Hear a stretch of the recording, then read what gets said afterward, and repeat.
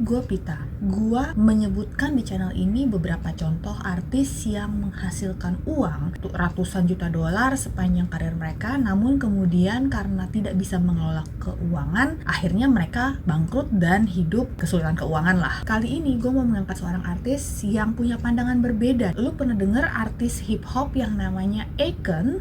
Selama dekade 2000-an, Akon dikenal dengan berbagai hits seperti Lonely, Smack That, Right Now. Selain sebagai penyanyi, Akon juga sukses sebagai produser. Tapi setelah bertahun-tahun bintangnya meredup di industri musik, ternyata Akon sibuk membangun bisnisnya di Amerika dan di wilayah Afrika, kampung halamannya terutama Senegal. Akon dilahirkan dari keluarga imigran asal Senegal yang pindah ke Amerika Serikat. Dia menghabiskan masa kecilnya di Senegal dan New Jersey dengan latar belakang keluarga yang menengah ke bawah. Di masa mudanya dia banyak terlibat dengan berbagai kegiatan kriminal. Orang tua Akon merupakan artis dan penari asal Senegal. Di tahun 2006, Akon mulai mendirikan beberapa perusahaan musik label, di antaranya Conlife Distribution yang memproduseri artis pendatang baru. Salah satunya namanya Lady Gaga. Dia juga terlibat sebagai penulis lagu dan produser bagi artis-artis seperti Michael Jackson,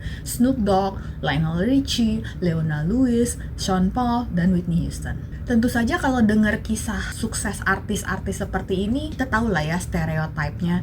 Mereka menghasilkan uang yang sangat banyak, hidup berfoya-foya, dan beberapa tahun kemudian kehabisan uang setelah masa tenarnya selesai. Tapi Akon menyadari bahwa ketenaran dan rezeki bermusik itu ada masanya. Setelah ketenarannya menurun, Akon menyadari bahwa sumber rezekinya yang berikut itu ada di benua Afrika. Di tahun 2014, sebagai bagian dari komitmen ke benua asalnya, Akon memulai proyek Akon Lighting Africa yang bertujuan untuk menyediakan panel surya bagi desa-desa terpencil di 15 negara Afrika, sehingga mereka punya akses listrik tanpa harus bergantung pada pembangkit listrik yang dibangun oleh pemerintah. Kegiatan amal tersebut kemudian jadi kesempatan Akon untuk berbisnis. Ia berhasil memenangkan kontrak pemerintah untuk menyalurkan panel surya di negara asalnya, yaitu Senegal. Proyek pemerintah tersebut kemudian membuka kesempatan dia untuk bekerja sama dengan pemerintah Senegal dan berkomitmen membangun kota high-tech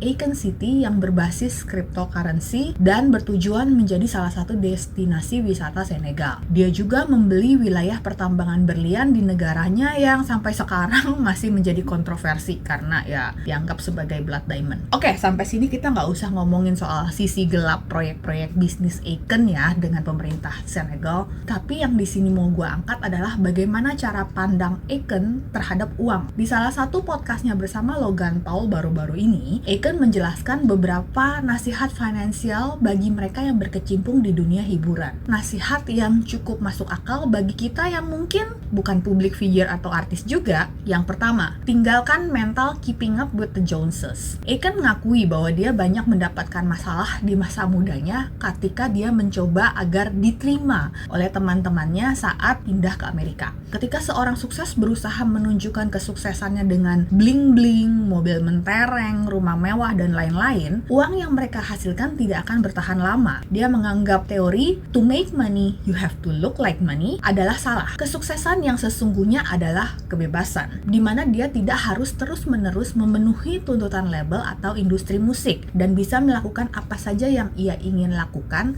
tanpa harus mengkhawatirkan konsekuensi terhadap kontrak atau penjualan album-album berikutnya. Yang kedua, to stay rich, stay stingy. Banyak selebriti yang sukses, mereka menghasilkan uang banyak, yang pertama mereka beli itu adalah pesawat jet pribadi. Akon dan istrinya sampai sekarang masih bepergian menggunakan pesawat komersial. Ya iyalah, walaupun kelas 1 ya. Tapi dia pernah membeli sebuah jet pribadi. Begitu menyadari betapa besar uang yang harus dikeluarkan demi maintenance sebuah pesawat jet dalam setahun, Akon memutuskan untuk ya udah jual aja. Lebih baik seseorang bepergian dengan pesawat charter kalau misalnya masih pengen pribadi-pribadian ya, dan hanya digunakan bahkan ketika dibutuhkan, daripada harus membeli sebuah pesawat dan harus maintenance-nya itu yang sebagian besar waktunya parkir di hangar airport. Konteks buat manusia penghasilan biasa kayak gue, nggak tahu sih rasanya punya pesawat, tapi mungkin bisa dipraktekkan dalam punya kendaraan-kendaraan mewah kali ya. Yang ketiga, cara memperlakukan uang yang dimiliki saat ini. Uang yang dimiliki saat ini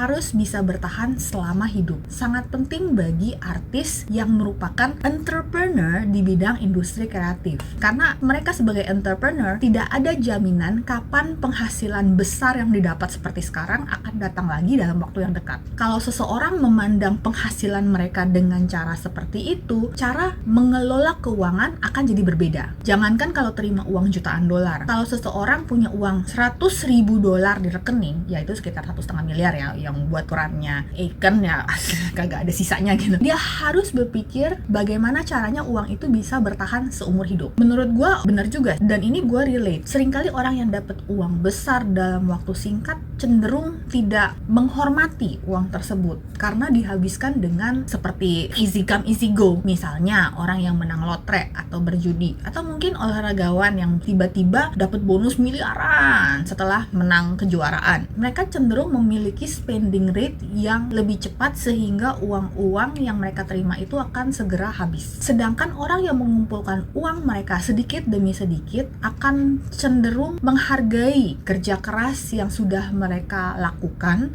agar sampai di posisi tersebut. Salah satu nama yang disebut dalam podcast tersebut adalah rapper MC Hammer. Di tahun 1991, MC Hammer menghasilkan uang sebesar 33 juta dolar. Kalau berdasarkan inflasi, sekarang udah senilai 68 juta dolar. Dia menghabiskan uang tersebut untuk beli 17 mobil, 1 pesawat jet pribadi, 2 helikopter, kuda balap. Dia merekrut 200 orang teman-temannya untuk jadi tim entourage dia. MC Hammer itu menghabiskan uang seperti kayak dia berasa dia akan terus-menerus menghasilkan 33 juta dolar setahun dalam hidup. Tapi tren musik kan berubah. Musik dance hip hopnya MC Hammer kemudian di tahun 2000-an berubah menjadi gangsta hip hop, dimana artis rap yang trendy itu ya yang kayak Ice Cube, Coolio, Notorious B.I.G, P. Diddy, dan gaya nge-rap MC Hammer pun mulai ditinggalkan. Disitulah dia mulai mengalami kesulitan keuangan. Diketahui ternyata dia dalam penghasilan yang besar itu tidak membayar pajak. Dia ternyata harus menjual aset-asetnya dengan harga yang jauh lebih murah untuk membayar utang ke Dirjen Pajaknya Amerika. Ternyata tetap hasil minus dan dia harus mengajukan pilot. Dan masalah MC Hammer ini kembali kepada poin nomor 4 dari Akon. Belajar soal uang, terutama pajak. Ya, belajar tentang pajak menurut Akon itu adalah hal yang sangat mendasar dalam literasi keuangan. Jadi tidak hanya soal bagaimana menghasilkan uang, bagaimana menginvestasikan uang, tapi juga harus belajar berapa banyak uang yang harus disisihkan untuk membayar pajak. Terutama bagi seorang entrepreneur, harus selalu memiliki pembagian di mental untuk menyisihkan setidaknya 30% dari penghasilan mereka buat pajak sebelum dialokasiin buat hal-hal lain seperti bayar biaya operasional bisnis, gaji karyawan, dan lain-lain. Dan sebagai pengusaha, sangat penting punya tim yang mampu dan profesional dalam mengelola accounting, pajak, bisnis. Tapi walaupun ada tim tersebut, sangat penting orang itu paham apa yang dikerjakan dan yang terjadi secara pembukuan dalam bisnis dan tidak hanya percaya bulat-bulat apa yang disampaikan oleh tim keuangan mereka. Akon adalah salah satu artis musik besar yang menyaksikan bagaimana kemampuan menghasilkan uang dalam jumlah besar dalam waktu singkat tanpa kemampuan mengelola uang akhirnya biasanya menyedihkan. Walaupun mungkin kita bukan orang yang penghasilan besar seperti artis, mungkin ini pengingat juga bahwa kita harus terus berusaha belajar apa yang penting dalam mengelola keuangan dengan penghasilan yang kita miliki saat ini. Jadi bagaimana menurut lu tentang saran finansial dari Akon? Atau lu nggak terima saran finansial dari seleb? Ya nggak apa-apa. It's not about how much you make, it's about how you manage your money. Salam!